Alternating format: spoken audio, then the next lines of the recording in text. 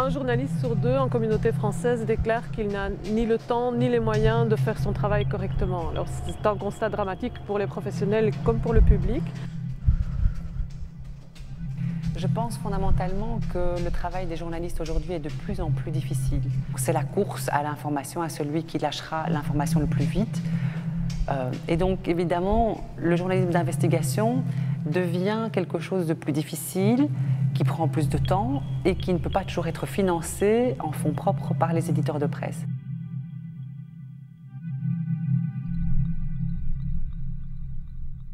L'Union professionnelle s'est dit, voilà peut-être une des solutions, il en faut d'autres, mais une des solutions qui nous permettrait en fait à la profession d'abord de pouvoir travailler avec du temps et avec des moyens financiers sur des sujets d'enquête journalistique originaux qu'on n'a pas vus, qu'on n'a pas le temps de faire habituellement et qui permettrait aussi donc au public de bénéficier de reportages journalistiques approfondis.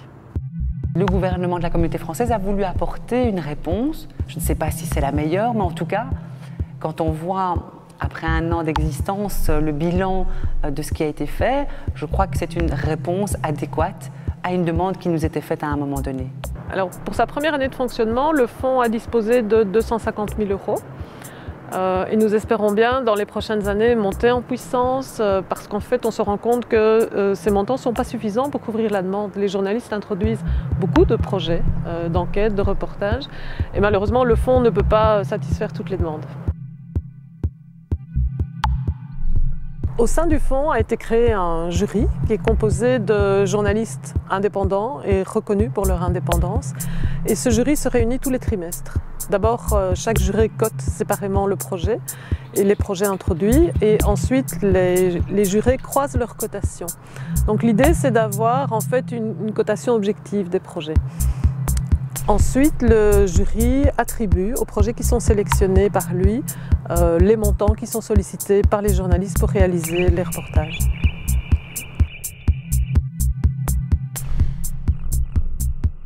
En tant que membre du jury, la plus grande difficulté est d'arriver à faire le partage entre tant d'excellents projets.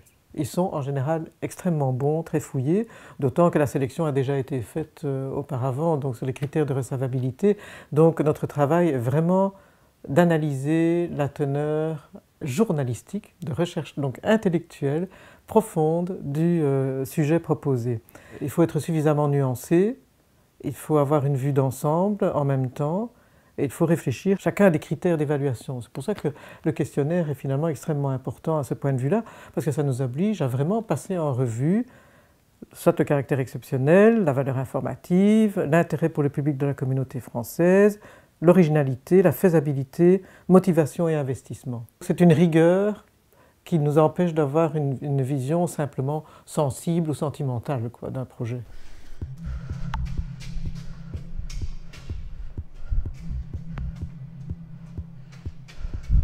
Comme rédacteur en chef, on se sent un petit peu culpabilisé parce qu'on avait l'impression qu'on faisait de l'enquête et que c'est comme si on nous disait « tiens, mais vous ne faites pas d'enquête ». C'était une bête réaction dans le fond parce qu'ici, si on multiplie les canaux de financement de ce type d'investigation, c'est vraiment extrêmement important.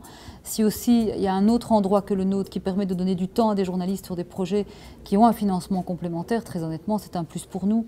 Et je l'ai vu ici au fil du temps, au fil des mois, c'est qu'il y a un réel intérêt à la création d'un endroit où l'investigation est retenue et validée par des professionnels qui permettent de choisir des sujets que l'actualité n'imposerait peut-être pas d'elle-même. Mon souhait pour le fonds, je pense que c'est très important qu'il continue parce que c'est un apport d'argent complémentaire qui permet fatalement de compléter un financement d'investigation dans la presse francophone. Segundo, ça permet aussi de varier les imaginaires parce que les projets viennent de personnes qui ne sont pas inscrites nécessairement dans le cadre d'une actualité très précise. Ça permet sans doute de faire naître des sujets ou de les faire exister, des sujets qui n'auraient pas existé ou qui n'ont pas la une à ce moment-là mais qui apportent vraiment quelque chose de différent. Aussi des talents, de nous révéler des talents. Nous, ça nous permet de donner des chances à des personnes qui sinon n'auraient pas peut-être la possibilité d'écrire ou de faire des web reportages dans nos colonnes. Non, je pense que je suis aussi contente qu'on ne tienne pas compte du fait de savoir si le support qui porte un projet a lui-même les moyens d'eux ou pas. Je trouve qu'on privilégie d'abord le projet. que j'avais moi un peu la crainte que nous soyons écartés en soi-disant parce que le soir aurait eu plus de moyens spontanément. Or, en fait, je trouve que c'est le projet qui doit un peu dominer.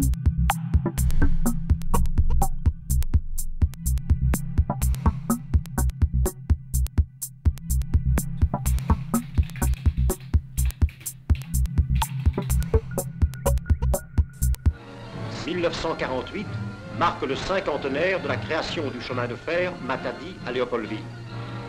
50 ans ont passé. J'ai réalisé un film documentaire de 50 minutes que j'ai intitulé Colonie. L'objectif de ce documentaire était de revenir 50 ans après l'indépendance du Congo sur la mémoire de la période coloniale. J'ai donc interviewé des Congolais et des Belges, pour la plupart des témoins de cette période coloniale. Je les ai interviewés en Belgique et au Congo. Et c'est ce qui était intéressant dans ce film, c'était de réaliser que les Belges et les Congolais ont des opinions assez différentes sur le fait colonial, mais selon qu'ils se trouvent en Belgique ou au Congo aujourd'hui, leurs opinions sont encore différentes. Et à travers ces 50 minutes, je reviens donc sur une histoire qui, à ma connaissance, est très mal enseignée ici en Belgique, que j'essaye de raconter à travers des témoignages divers, que j'ai voulu le plus objectif possible. Ce n'est jamais que la somme de plusieurs subjectivités qui apparaissent dans ce film, et j'espère en avoir fait un portrait honnête. J'ai sollicité l'aide du fonds parce que c'était un projet qui me tenait à cœur depuis de nombreuses années et que je n'étais visiblement pas en mesure de réaliser sans aide extérieure. C'est-à-dire que mon employeur Télé Bruxelles était certes intéressé par le projet, mais n'avait pas les moyens de production ni de temps à me consacrer pour que je puisse mener ce projet à bien. Donc j'avais besoin d'une aide extérieure. Et heureusement, au moment où ce projet était en train d'arriver à maturité dans ma tête, le Fonds pour le journalisme a été créé, une première bourse était lancée. J'ai donc immédiatement sollicité cette bourse en espérant pouvoir réaliser mon vieux rêve, pour le dire comme ça. Grâce à cette bourse, j'ai en fait pu déjà travailler sur mes jours de congé, sur mes nuits, sur mes week-ends, sans perdre trop d'argent. C'est-à-dire que je me suis mis donc en retrait de Télé Bruxelles pendant quelques semaines pour réaliser ce projet, et j'ai concrètement pu louer du matériel vidéo, engager un caméraman, j'ai pu payer des billets d'avion pour aller jusqu'au Congo, Lubumbashi et Kinshasa, payer notre per diem, nos frais courants durant cette période-là. Mais en fin de compte, je ne me suis pas payé moi-même. Moi, je n'ai strictement rien gagné, entre guillemets, dans ce projet. J'ai juste pu mener ce projet à bien sans perdre d'argent, sans devoir en dépenser sur fonds propres.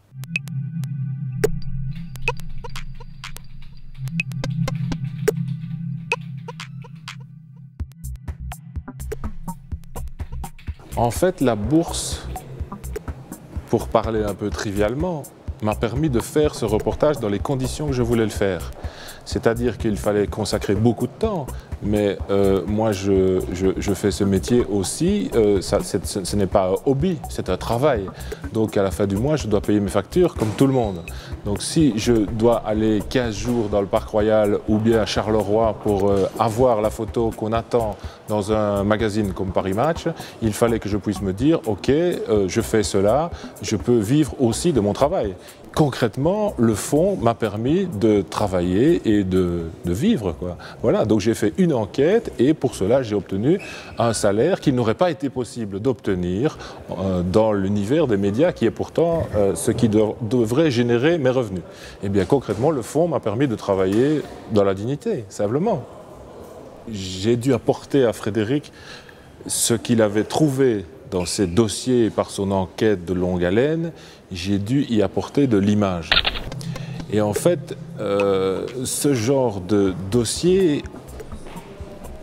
permet de récolter pas mal d'informations. Avec tous les enquêteurs de terrain qu'il a consultés, il fallait après montrer que ce dont on parle existe vraiment. Et donc moi, en tant que photojournaliste, je pense que le texte et l'image doivent se marier pour avoir de beaux enfants. Donc je pense qu'après, il faut que tout cela s'imbrique bien. Et donc mon travail à moi, ça a été d'apporter la preuve, simplement. Et le facteur temps dans ce type de reportage, c'est déterminant parce que c'est un milieu extrêmement fermé. C'est évidemment des activités occultes et clandestines. Et donc, pouvoir appréhender ce milieu-là, ça exige de passer beaucoup de temps sur le terrain, de rencontrer beaucoup d'acteurs, de s'imprégner comme ça d'un climat, d'une atmosphère, de mettre en confiance des sources. Et ça, on n'aurait pas pu le faire si on n'avait pas eu l'aide du fonds qui nous a permis de passer des jours et même des semaines à travailler quasi exclusivement sur ce sujet-là.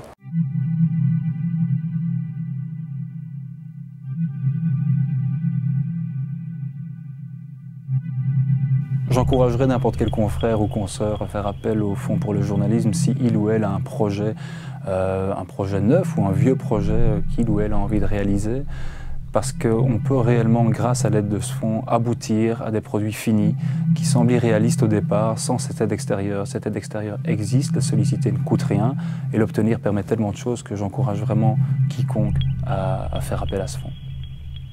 Il faut peut-être aujourd'hui davantage aider le journalisme qu'aider les médias.